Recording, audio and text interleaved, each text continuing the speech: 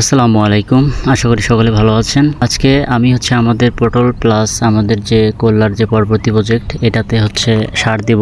কারণ বৃষ্টির পরে সার দেওয়াটাই হচ্ছে না, কারণ এই কয়েকদিন ধরে রেগুলার বৃষ্টি হচ্ছে, যার কারণে আমরা সার দিতে পারছি না। তো আজকে সার দেওয়ার জন্য মনস্থির করছি, আজকে সার নিয়ে আসি। তো আজকে এখানে আপনারা যে সারগুলো দেখতে পাচ্ছেন এগুলো হচ্ছে টিএসপি আছে, পটাশ, আপনার ইউরিয়া সার আছে এবং ক্যালসিয়াম জিপ। তো এই 4 প্রকারের সার এখানে মিক্স করা হয়েছে। তো এই 4 প্রকারের সার মিক্সড করার পরে আমরা প্রথমে কল্যাতে দেব। তো কল্যা গাছ যেগুলো আছে এই গাছের চারপাশে আপনারা যদি একবারে গোড়া লেগে দেন, অর্থাৎ গাছের গোড়াতে যদি দেন, তাহলে এটাতে পচারি লাগার সম্ভাবনা আছে। এই জন্যই আপনাদের গাছের গোড়া থেকে মিনিমাম 5 থেকে 6 ইঞ্চি দূরে রিং করে দিতে হবে, চতুর্পাশ দিয়ে গোল করে রিং করে এই সারটা দিতে হবে। তো আমি দেখতেই পাচ্ছেন আমি সেভাবেই দিয়েছি এবং এর পরবর্তীতে আমি এইভাবে সবগুলো গাছ দিয়েছি এবং এর পরবর্তীতে আমার যে পটলের যে দেখতে পাচ্ছেন পটলের যে লাইনগুলো আছে সেখানেও আমি সেম একইভাবেই, অর্থাৎ পটলের গাছ থেকে 5-6 ইঞ্চি দূরে দূরে আমি এই চতুর্পাশ দিয়ে রিং করে দিয়েছি। আর